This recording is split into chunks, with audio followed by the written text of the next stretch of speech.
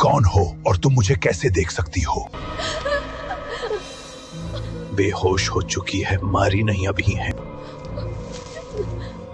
बेहोश हो चुकी है, मारी नहीं अब। श्रेया रियांश से डरकर भागने ही वाली होती है, तभी रियांश पीछे से उसका हाथ पकड़ लेता है और श्रेया को अपनी तरफ करके उसे गले से लगा लेता है। रियांश के इस मूव से अब श्रेया हैरान हो जाती है। श्रेया को हक किए हुए रियांश की आंखें बंद थी। इस वक्त उसे कितना सुकून मिल रहा था ये सिर्फ वही जानता था। वो बुरी तरह से डर गया था कि एक बार फिर वो किसी की मौत की वजह तो नहीं बन गया, वो भी श्रेया की मौत की वजह। उसके मन में कल रात से जो बोझ था अब वो हल्का हो गया था। दूसरी तरफ श्रेया अब शौक में थी। उसके हाथ हवा में लटके हुए थे और वो अपना मुंह बनाकर तिरछी नजरों से रियांश को देखने की कोशिश कर रही थी। रियांश की बाहों में उसे कुछ अलग सा महसूस हो रहा था, लेकिन उसे ये फीलिंग समझ में नहीं आ रही थी। रियांश ने काफी देर तक श्रेया को हक किया हुआ था। श्रेया रियांश की बाहों में हड़बड़ा रही थी और उसे रियांश का इस तरह से हक करना बहुत अजीब लग रहा था। श्रेया अब रियांश को पीछे धकेलते हुए खुद से दूर करने की कोशिश करने लगती है। श्रेया के ऐसा करने पर रियांश होश में आता है और अपनी आंखें खोल लेता है। अब उसे एहसास हो रहा था कि वो इमोशनल होकर उसने श्रेया को हक कर लिया है।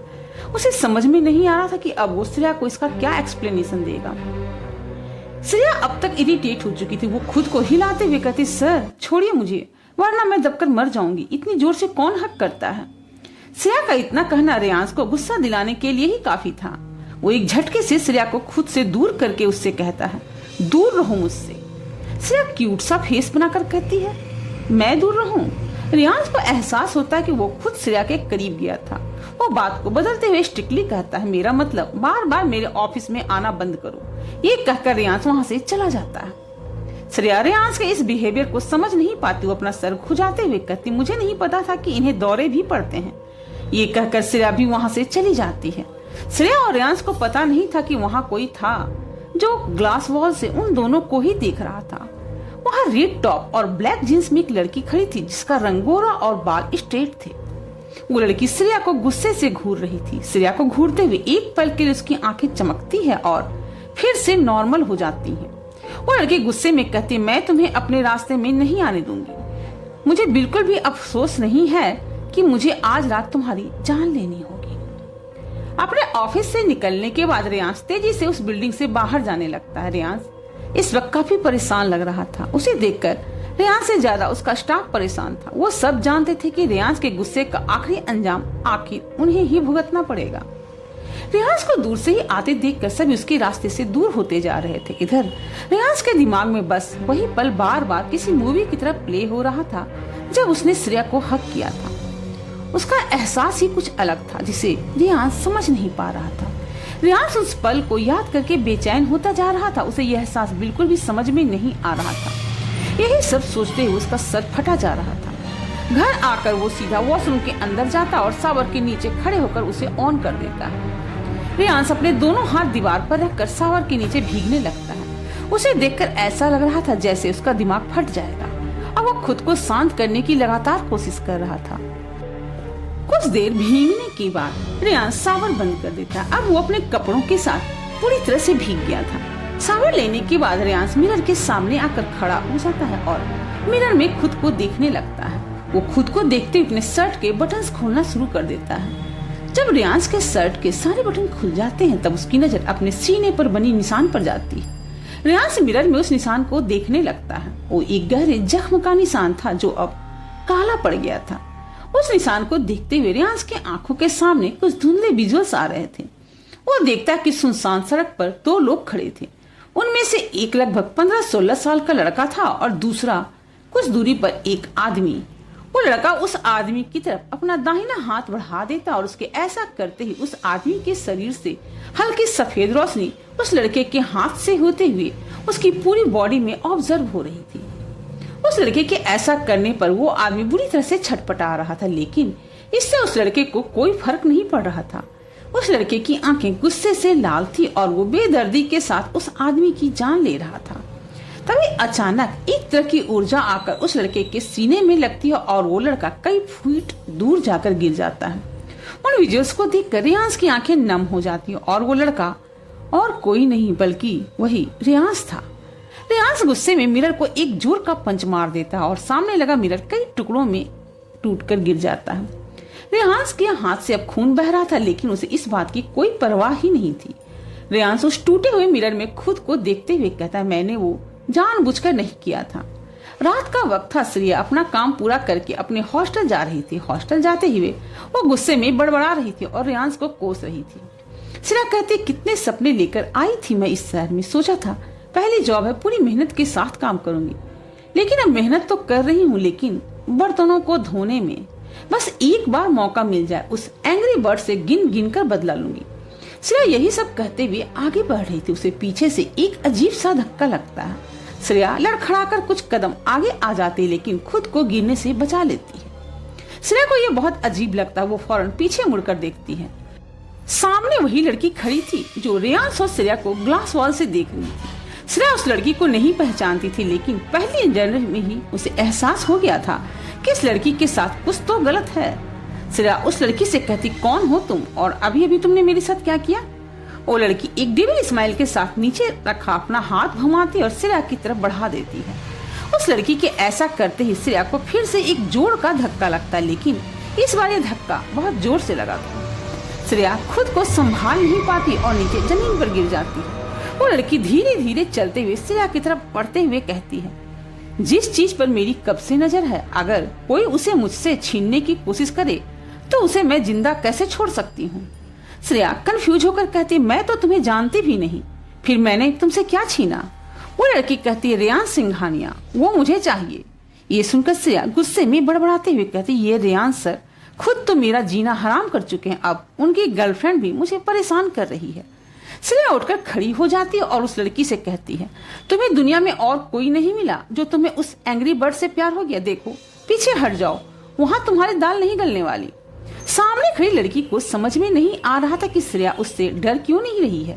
वो गुस्से से श्रेया को घूर कर कहती है, बहुत हो गया, अब अपनी मौत के लिए तैयार हो जाओ। ये कहकर वो लड़की अपना हाथ घुमाने लगती है। इस बार उसकी हथेली के चारों तरफ एक तरह की ब्लैक एनर्जी घूम रही थी। श्रेया की नजर जब उसके हाथ पर जाती है तो उसे समझ में आता है कि श्रेया अब खतरे में है। अब उसे डर लगने लगता है। श्रेया डर से हकलाते हुए कहती है, ये क्या कर रही हो तुम। वो लड़की कहती है, उन्हें रेहांस चाहिए और मैं उनका दिया हुआ काम पूरा कर रही हूँ। जैसे ही वो लड़की अपनी बात पूरी करती, उसकी आंखों की पुतलियां चमकने लगती है। श्रेया अपने कदम पीछे लेते हुए कहती, कौन हो तुम। वो लड़की अपना हाथ घुमाते हुए श्रेया की तरफ बढ़कर कहती है, ये तुम्हें जानने की कोई जरूरत नहीं है। श्रेया कहती, लेकिन रेहांस सर। वो लड़की कहती, तुम्हें अंदाजा भी नहीं है कि वो क्या चीज है। अगर तुम्हें अंदाजा होता तो उसके करीब जाने की तुम कोशिश भी नहीं करती। उस लड़की की बात को सुनकर श्रेया को वो पल याद आता है जब उस पर उस साये ने हमला किया था, लेकिन अगले ही पल उसके सामने उस साये की जगह रेहांस खड़ा था। कल रात भी श्रेया के साथ बिल्कुल ऐसा ही हुआ था। एक पल पहले उसके पीछे रेहांस था और अगले ही पल वहाँ वो साया। ये सब याद करके श्रेया उस लड़की से कहती, क्या रेहांस सर वो साया। श्रेया इतना ही कह पाई थी, तभी वो लड़की श्रेया की तरफ अपना हाथ बढ़ा देती है। उस लड़की के ऐसा करते उसके हाथ से फिर से वही ब्लैक एनर्जी निकलती है और वो जाकर श्रेया को लग जाती है। श्रेया कई फीट दूर जाकर गिर जाती है। इसके बाद वो लड़की कई बार श्रेया पर उसी एनर्जी से हमला करने लगती है। बार बार होने वाले उस अटैक से श्रेया अब बुरी तरह से घायल हो चुकी थी। उसके शरीर पर किसी चोट के निशान नहीं थे, लेकिन उसकी पूरी बॉडी की एनर्जी बहुत कम हो गई थी। वो लड़की चलते हुए श्रेया के करीब आ जाती है। श्रेया दर्द से हाँफते हुए अपना सर उठाकर उसे देखती है। उस लड़की के चेहरे पर अभी भी वही डेविल स्माइल थी। श्रेया गहरी सांस लेते हुए कहती है, मेरा रेहांस सर से कोई कनेक्शन नहीं है। वो लड़की कहती, मैं जानती हूँ, लेकिन आज जो मैंने रेहांस की आंखों में तुम्हारे लिए देखा है वो मेरे रास्ते का कांटा बन सकता है। वो लड़की फिर से अपना हाथ घुमाते हुए आगे कहती, बस ये आखिरी वॉर और तुम खत्म। उस लड़की की बात पूरी होते उसके हाथ के चारों तरफ वही ब्लैक एनर्जी आ जाती है, लेकिन इस बार वो एनर्जी काफी पावरफुल लग रही थी। वो लड़की फिर से श्रेया की तरफ हाथ बढ़ाकर उस पर अटैक कर देती है। ये देखकर श्रेया बहुत डर जाती है। वो लड़की अपनी शक्तियों से श्रेया पर अटैक कर देती है। ये देखकर श्रेया बहुत डर जाती है और अपने दोनों हाथों से अपने कान बंद करके अपनी आंखें भी बंद कर लेती है। श्रेया के ऐसा करते ही उसके चारों तरफ एक तरह का अदृश्य कवच बन जाता और वो काली शक्ति उस कवच से टकराकर वापस उस लड़की की तरफ बढ़ जाता है। ये देखकर हैरानी से उस लड़की की आंखें अब बड़ी हो जाती हैं। इससे पहले कि वो लड़की कुछ समझ पाती और कुछ कर पाती, काली शक्ति वापस आकर उसी पर वार कर देती है। वो एनर्जी काफी पावरफुल थी। इसके लगते ही वो लड़की चीखते हुए काफी दूर जाकर गिरती है। श्रेया ने अपने कान बंद किए हुए थे, जिसकी वजह से उसे उस लड़की के चीखने की आवाज सुनाई नहीं दे रही थी। श्रेया उसी तरह डरकर वहां बैठी थी। जब काफी देर तक उसे कुछ नहीं होता तो वो धीरे से अपनी आंखें खोलती है। श्रेया नहीं जानती थी कि अनजाने में उसने क्या किया है। आंखें खोलने पर उसे अपने सामने कोई भी दिखाई नहीं देता। ये देखकर श्रेया चौंक जाती और हैरान होकर अपने आसपास देखने लगती है। तभी उसकी नजर उस लड़की पर जाती है जो उससे काफी दूर सड़क पर बेहोश पड़ी थी। उसे देखकर श्रेया कंफ्यूजन के साथ कहती, इसे क्या हुआ? अभी अभी तो ये मुझे मारने वाली थी, ये खुद क्यों फ्लैट हो गई? ये कहकर श्रेया धीरे धीरे उस लड़की की तरफ बढ़ने लगती है। उस लड़की के करीब जाते हुए श्रेया को अब डर लग रहा था, लेकिन फिर भी वो उसे चेक करना चाहती थी। उसके पास जाकर श्रेया देखती है कि वो लड़की अब बेहोश थी। उसे गौर से देखते हुए श्रेया कहती, क्या ये मर गई? तभी उसे अपने पीछे से एक आवाज सुनाई देती, नहीं, सिर्फ बेहोश है। उस आवाज को सुनकर श्रेया की सांसें जैसे रुक सी जाती है और उसकी आंखें हैरानी से बड़ी हो जाती हैं। श्रेया डरते हुए धीरे धीरे पीछे मुड़ती है। श्रेया के पीछे वही अघोरी खड़े थे, जिसकी आत्मा को श्रेया ने उस रात कैंटीन में देखा था। उस अंधेरी रात में इस तरह उस अघोरी को देखकर श्रेया अब पहले से कई गुना ज्यादा डर जाती है। उस अघोरी की आत्मा अभी भी उतनी ही डरावनी लग रही थी। उसका पूरा शरीर नीला पड़ गया था और उनकी आंखें थी ही नहीं। श्रेया उनसे डरकर अपने कदम पीछे लेने लगती है। वो अघोरी श्रेया से कहते हैं, डरो मत, तुम्हें मुझसे कोई खतरा नहीं है। ये कहते हुए अघोरी श्रेया की तरफ बढ़ रहे थे। श्रेया डर से अपने कदम पीछे लेते हुए कहती है, कौन है आप? वो अघोरी इस पर कहते हैं, तुम्हें उसे रोकना होगा। श्रेया अब डर से बिल्कुल कांप रही थी। उसके सामने खड़े अघोरी सच में बहुत भयानक दिख रहे थे। श्रेया से अब उसका चेहरा देखा ही नहीं जा रहा था। वो इस वक्त वहां से भाग जाना चाहती थी, लेकिन डर की वजह से वो ऐसा नहीं कर पा रही थी। उसके पैर बुरी तरह से कांप रहे थे। वो आंखों में खौफ लिए उस अघोरी को ही देख रही थी। वो अघोरी कहते, कौन हो तुम और मुझे कैसे देख सकती हो? श्रेया कुछ कहने की कोशिश कर रही थी, लेकिन उसके मुंह से एक शब्द भी नहीं निकल रहा था। वो अघोरी कहते, मैं तुम्हें तुम्हारे सवालों के जवाब दे सकता हूँ, लेकिन इसके लिए तुम्हें पहले मुझे कुछ जवाब देने होंगे। कौन हो तुम और तुमने ऐसा कैसे किया? ये कहते हुए अघोरी की नजर जमीन पर पड़ी लड़की पर जाती है। श्रेया डर से हकलाते हुए कहती, मैंने क्या किया? अघोरी कहते, तुमने इससे खुद को बचाया है। श्रेया फौरन कहती, मैंने ऐसा कुछ नहीं किया। एक पल पहले ये मुझे मारना चाहती थी और अगले ही पल ये ऐसे। ये कहते हुए श्रेया खामोश हो जाती है। अघोरी को अब तक समझ में आ गया था कि श्रेया को अपनी काबिलियत का अभी तक अंदाजा नहीं हुआ है। वो इस बात में दखल दिए बिना ही कहते हैं, और तुम मुझ जैसे को कैसे देख सकती हो? श्रेया कहती है, मुझे बचपन से ही आत्माएं दिखती हैं। अब श्रेया को समझ में आ रहा था कि वो अघोरी उसे नुकसान नहीं पहुंचाना चाहते। अब उसका डर थोड़ा कम होने लगा था। श्रेया क्यूरियस होकर कहती, क्या आप मुझे बता सकते हो कि शहर में क्या चल रहा है और वो साया कौन है जो इस तरह से लोगों को मार रहा है, और क्या आपकी ये हालत भी उसी ने की है? अघोरी कहते हैं, वो एक अतृप्त आत्मा है जो सालों से कैद के बाद आजाद हुई है। उसे अपनी शक्तियां बढ़ाने के लिए जीवन ऊर्जा की जरूरत है, इसीलिए वो लोगों को मार रहा है। श्रेया ये सुनकर चौंक जाती। वो हैरानी से कहती, तो क्या लोगों को मारने के बाद वो और ज्यादा पावरफुल हो जाता है? अघोरी कहते हैं, हाँ, सालों से कैद के बाद उसे अपनी शक्तियां बढ़ाने के लिए जीवन ऊर्जा की जरूरत है और इसीलिए वो लोगों को मार रहा है। श्रेया कुछ सोचकर कहती, लेकिन वो है कौन और वो आजाद कैसे हो गया? अघोरी अपनी बात शुरू करते हैं। आज से 2 दशक पहले की बात है। हम अघोरी अपने गुरु के मार्गदर्शन में हिमालय की पहाड़ियों पर अपनी साधना कर रहे थे। उसी समय हमें पता चला कि एक शक्तिशाली और काली शक्तियों से परिपूर्ण एक आत्मा लोगों की जान ले रही है। वो आत्मा इतनी खतरनाक थी कि बड़े से बड़े तांत्रिक भी उसे रोक नहीं पा रहे थे। जब लोग सारी कोशिशें करने के बाद भी हार गए, तो फिर वो हिमालय के अघोरियों से मदद मांगने आए। उन सभी की प्रार्थना करने पर हिमालय के श्रेष्ठ अघोरी उसे रोकने के लिए गए। एक बहुत बड़ी क्रिया के द्वारा उसे कैद कर लिया गया। उसे कैद करने वाले अघोरियों में मेरे गुरु भी शामिल थे। हमें लगा था कि उस आत्मा को कैद करने के बाद उसका कहर खत्म हो जाएगा, लेकिन ऐसा हुआ नहीं। जिस अघोरी के पास वो आत्मा कैद थी, 1 सप्ताह के भीतर ही उनकी मृत्यु हो गई। इसके बाद से जिस अघोरी के पास वो आत्मा कैद होती गई, उसकी 1 सप्ताह के भीतर ही मृत्यु हो जाती थी। वो आत्मा सभी की उम्मीद से कहीं ज्यादा शक्तिशाली थी। वो सारे अघोरी जिन्होंने उस आत्मा को कैद करके अपने पास रखा था, वो सब मर चुके थे सिवाय मेरे गुरु के। वो जान चुके थे कि ये आत्मा बहुत शक्तिशाली है और इसे इतनी आसानी से कैद में नहीं रखा जा सकता। इसके बाद से हमने हर पूर्णिमा और अमावस्या की रात एक विशेष क्रियाविधि करना शुरू किया। इस विधि ने अपना असर दिखाया और अघोरियों की मौत बंद हो गई।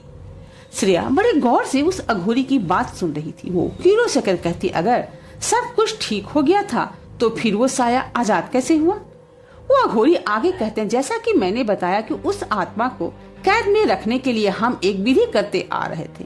पिछले कुछ महीनों में हमने इस विधि के लिए इस शहर के नदी के किनारे को चुना था।